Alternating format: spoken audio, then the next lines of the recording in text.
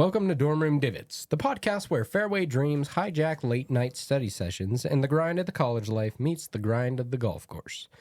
We're your hosts, Seth Gunlock and Aiden Wirtz, two roommates with a shared obsession for birdies, bogeys, and everything in between. If you ever found yourself daydreaming about your swing during a lecture or debating Tiger versus Bryson, instead of writing that paper due at midnight, you're in the right place. Each week, we dive into stories that make golf more than just a game. From personal tales of triumph and tragedy on the course to spicy PGA hot takes that might just ruffle a few polls. We break down the latest tournaments, dissect the quirks of our favorite players, and serve up commentary with heart, humor, and just the right amount of trash talk. Think of it as your weekly tea time with two guys who'd rather be chasing pins than chasing grades. So whether you're tuning in from the dorm, the driving range, or somewhere in between, grab your clubs or your coffee, settle in, and get ready to tee up for Dorm Room Divots, where the only thing we take seriously is the game. Thank you for staying tuned for Dorm Room Divots. It's time for the first segment of today's show, Tea Time Tales. So normally this is the part of the show where we would talk about personal stories on the golf course. As it is episode 1, we really want to take this time to focus more on our origins and how we got into golf. So, Aiden, our first question of Tea Time Tales. What was your gateway into golf?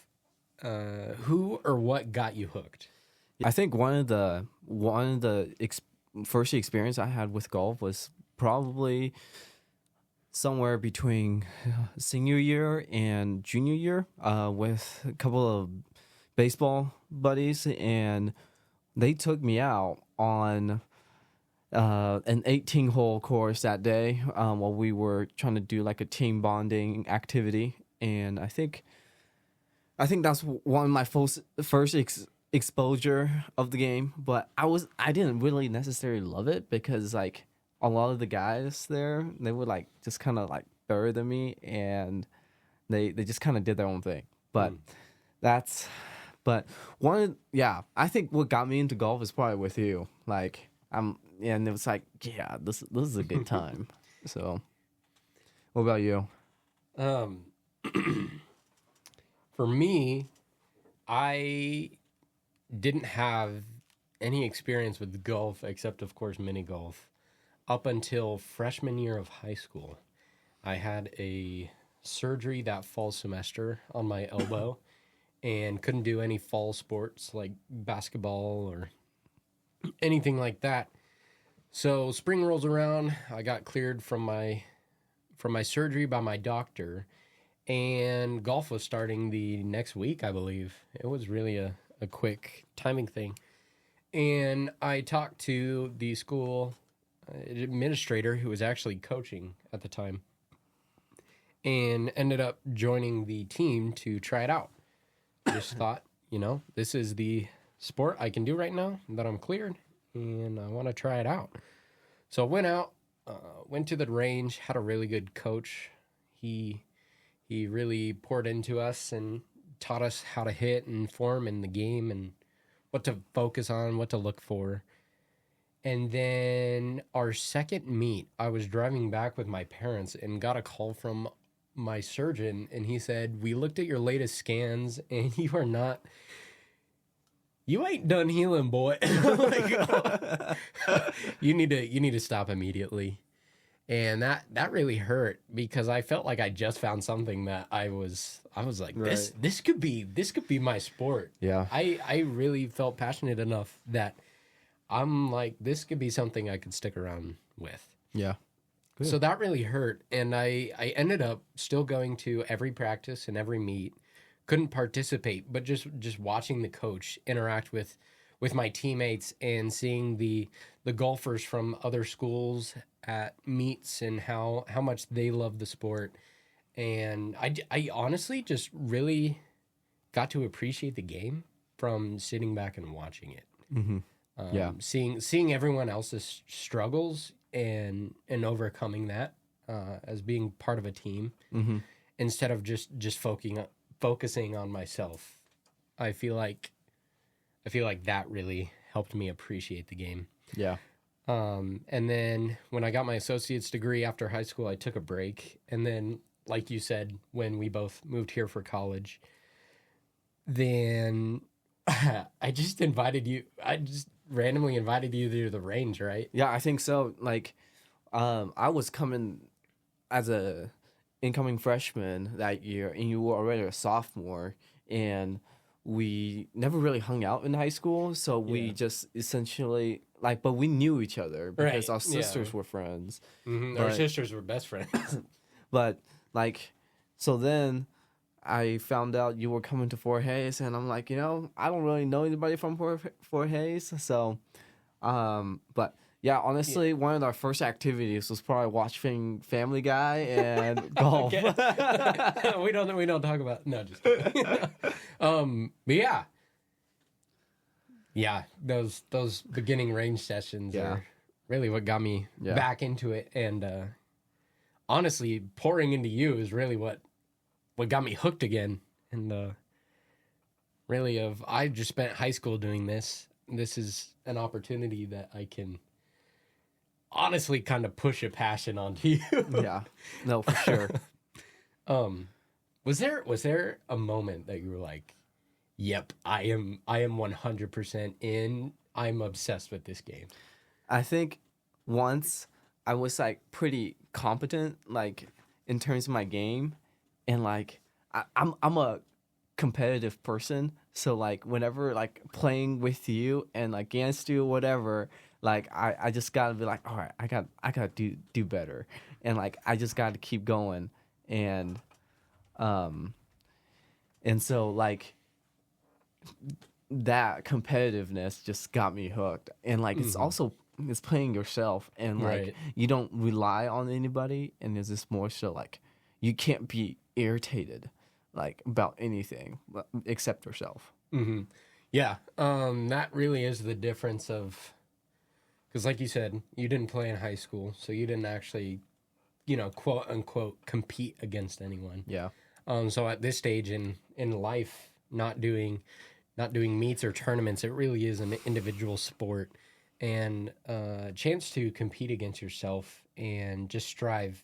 Every range session, every time you go out, have a tee time, it really is the time to just compete against yourself. Right. So I really do think that's one of the things that got us both obsessed with the game. Yeah. Anyway, up next, we have the glory days and the gut punches. So stick around, stay tuned for that. Thanks for sticking with us here at Dorm Room Divots. Time for segment 2, glory days and gut punches. I'm just going to get right into it. I'm excited for this one. Aiden, what is your all-time favorite golf memory and the one you'd relive in a heartbeat? I think it was whenever we made that par 5 like a birdie. I mean, it doesn't say much, but we were having a hard time, and like what hole was that? Like I couldn't even tell you, dude. we were just like so happy. It wasn't the first time we went out and did 2-man scramble, Yeah. but it was one of the first, and we were just really struggling that day. Yeah. Normally, how we play is, we start in a little bit of a rocky start, but With the back 9 people here. really, really hole 4 is whenever we're quote unquote warmed up. The first 3 holes don't count.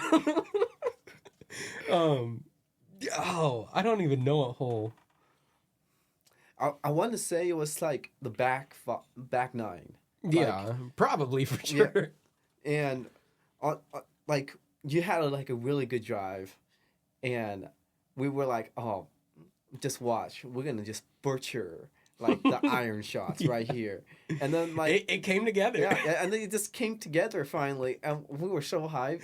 Yeah, we put into the hole, and we're like, wait a second, no, and then we look back at the whole fairway and everything, recount shots. I think another memory of mine is probably like whenever you chipped a shot in like at hole. It was early on. I want to say it was like hole 4 at the Fort Hayes Mm-hmm. uh, golf course, and that was pretty fun. Like I was like, dude, let's freaking go. Like Yeah. so. Yep. It's never been my shots though. I'm pretty disappointed with my shots. So it's always my shots that get you Yeah. excited about the game. No, what's funny is we kind of switched roles here. We because, really did. Like normal, like I used to be like the putter and like short game and stuff. And Putter and driver. Yeah. Really. And then I was the iron guy. yeah, And then we took a winter break. We come back and everything switched. My irons were garbage, but my putts and my drives were pretty on. And your iron game peaked somehow. I don't even know. I don't know either. Like I just woke up one day and decided to use my irons. I guess I don't know. And then I don't know. Like this last summer, the reality kicked in of we're playing golf 2-man scramble every time. That's Yeah. how we play. Yeah, So we aren't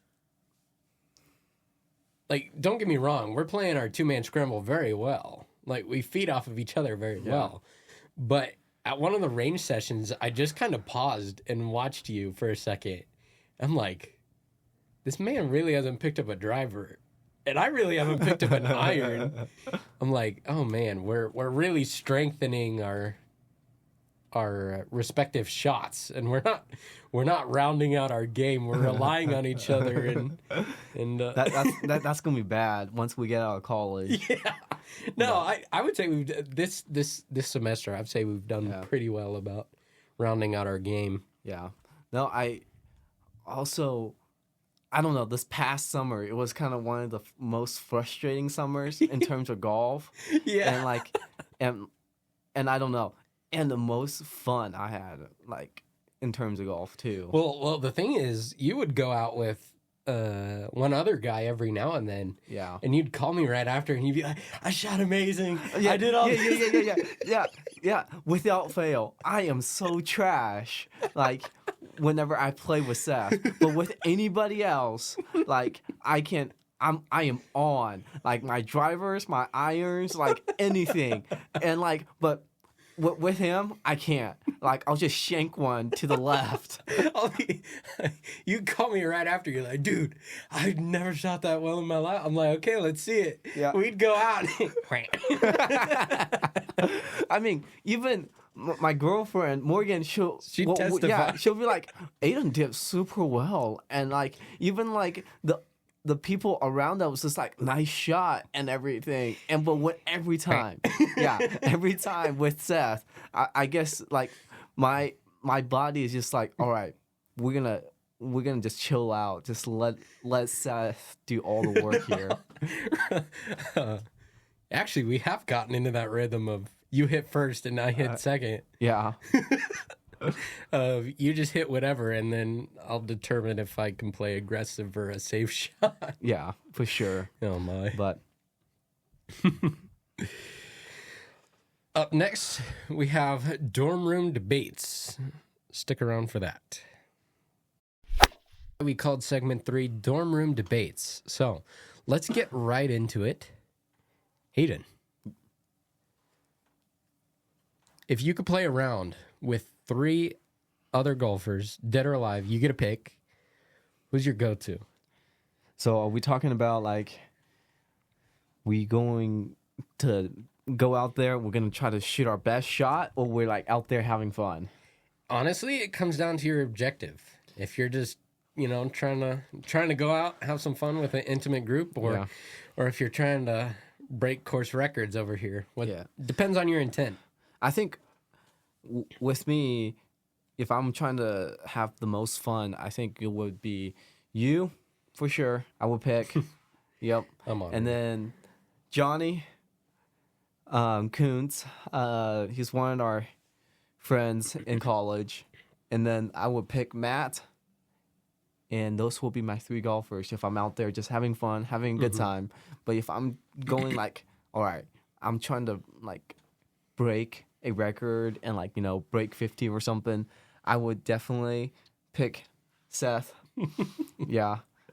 And I will probably pick Bryson DeChambeau. Yeah. And then, honestly, the last guy, probably Happy Gilmore. Happy Adam Sandler Gilmore. That'd be a fun one. Yeah. Or just watch Happy just nuke some of his drives. Oh my. But what about you? You know what? I'll do the same thing you did of the 2 different teams. The enjoyment team, I would go Aiden Words here. I would go Johnny again. He's a fun one to have around. And then I would go Nathan. Nathan? Yeah. Yeah. Nathan, for a little bit of context here, Aiden and I have the local driving range here does $5 bucket nights on Wednesdays. So Aiden and I started going on Wednesday nights and just started inviting a couple guys, and it's grown to about 6 or 7 at the moment. And Nathan is actually the newest guy to join, but he's a hoot and a holler to. You could get into trouble with that boy. Have so much fun just hanging out. Oh my. But yeah, that'd be my fun go-to. Yeah. My serious go-to, it would also be a fun one, I think. It'd be you, Bryson DeChambeau, of course. Not only does he have experience breaking 50, doing scrambles and stuff, but let's be honest. You watch the dude on YouTube, and you just know it would be a fun time. Yeah. No, for sure. You'd get life experience. You'd get advice on the game. You'd get a little bit of that geeky, nerdy science. Yeah. Speaking of, I'm gonna pick up one of his things though. I'm gonna, he has like the dollar like coin. Oh yeah, for like the ball placement. Mm-hmm. Yeah. I'm gonna Ball start marker. doing that. Yep. Yeah. Do it, lady. Yeah. Do it, lady. Okay, so we're at me, we're at you, and we're at Bryson DeChambeau. Number 4. Ooh, number 4.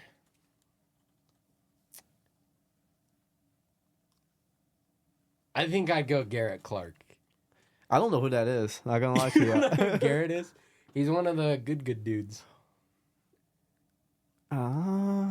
Garrett. Yeah. Or Grant. Grant, Horvath. yeah.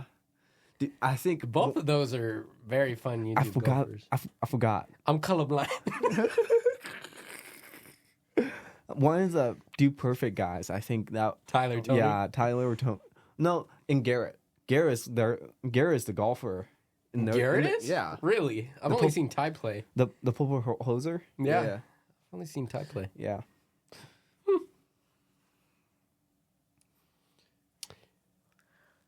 If you were in charge of the ultimate golf handbook, the overall sport rule book, what's one rule you would change?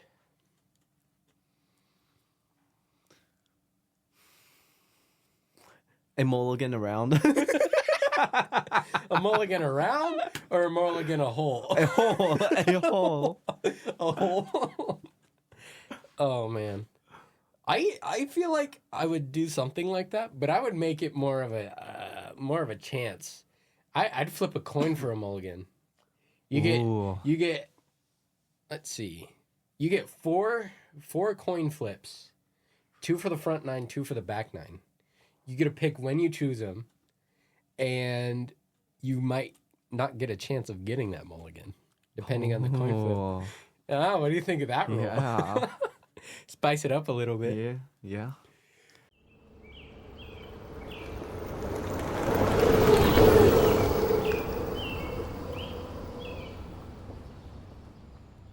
We wanted to end out the first episode with a little fun divot drops. So it's just going to be a fun little personal opinion questions. You'll see here in a second what I mean. Aiden, we're going to structure it where I read a question, You answer the first thing that comes to your mind, then I'll answer right when you're done, All right, and then we'll switch. let's do it. 3, 2, 1. Favorite golf snack and drink?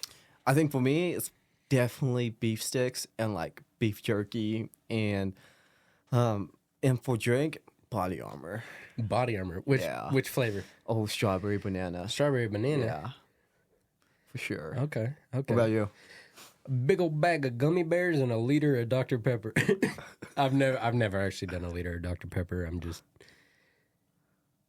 My Dr. Pepper never lasts the full 18. Yeah, you might as well just go get like a liter. Do it, lady. Yeah, do it, lady. Well, all right, what's bucket list course like a list for you? Honestly, for the exclusivity of the courses and just to be able to say I've done it, either Augusta or one of Trump's courses, I think. Ooh, yeah, for me, probably a course in Colorado or in Hawaii. I think that'll be pretty nice. Most beautiful course I've ever played at was in Estes Park. You Oh, yeah? literally had elk on the course as you were playing. I'll take Dude. you sometime. All I'll right, take you sometime. bet. Most rage-inducing golf pet peeve.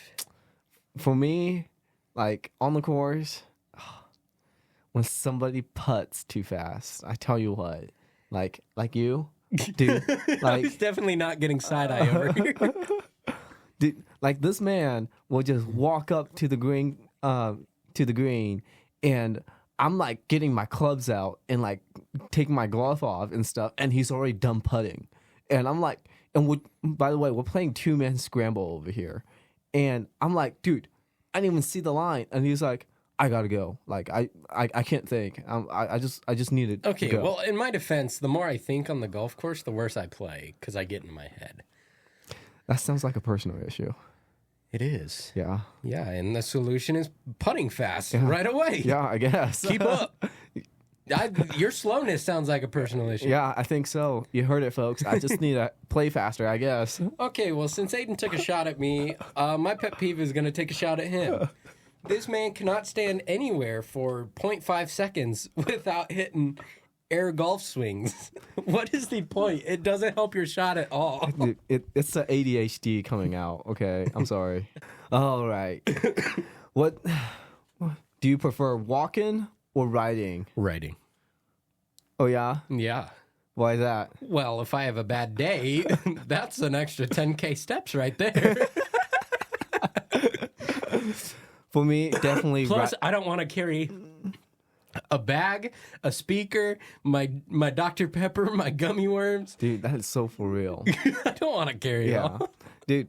For me, definitely riding. Like I cannot walk, dude. Like Aiden is allergic to walking and running. no. Well, I just got more mature. Like, God gave us motors and horses. Why we be walking? Like, why we be running? We got dirt bikes, we got carts, we got all ATVs for that kind of stuff. Like, why? Kind of like you said. Like, why do I need to carry my own bag while a machine could do it for me? Jeez. Music on the course, yes or no? For me, yeah. But not too loud. Like, I'm not out here trying to listen to your Morgan Wallen white girl music out here. No, Aiden just listens to Tate McRae. You got me. You got me. But no, not too loud. But yeah, it's more for like background noise. But yeah, like I'm not out there trying to like party it up. Like for me, it's just background noise. Yeah. What about you? For me, I would say yes under certain circumstances. What happens is I bring a speaker and I don't like music on drives or putts. So what happens is I will pause the music when I go to drive, fairway play, I'll play music, I'll get up to the green to putt, and I'll pause the music again, and one or two holes in, I'll forget to push play.